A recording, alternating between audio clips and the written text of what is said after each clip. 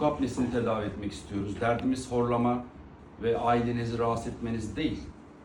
Şimdi 40 yaşında bir hasta hipertansiyona bağlı, farkında olmadığı bir hipertansiyona bağlı beyin kanaması geçirebiliyor. Ağır uyku apnesinde. Neden? Uykuda çünkü yeteri kadar oksijen girmeyince, oksijen satürasyonu düşünce kalp, beyin önce kalbi yavaşlatıyor, sonra kalbi hızlandırıyor, sonra periferik damarları daraltarak beyine giden kan akışını arttırmak için tansiyonu yükseltiyor. Ve siz aslında uyuduğunuzu zannederken sürekli vücudunuz bir efor sarf ediyor. Yani hipertansiyon, beyin kanaması, koroner kalp hastalığı, bunlar özellikle ağır uyku apnesinde bizim için en büyük sorun. Bunun yanında tabii ki gün içi uyuklama, uyku hali, oturduğunuz yerde uyuma, konsantrasyon kaybı, iş kazaları, bunlar da uyku apnesinin sonuçları. Ama bizim için en önemli olan şey aslında sizle olan mücadele.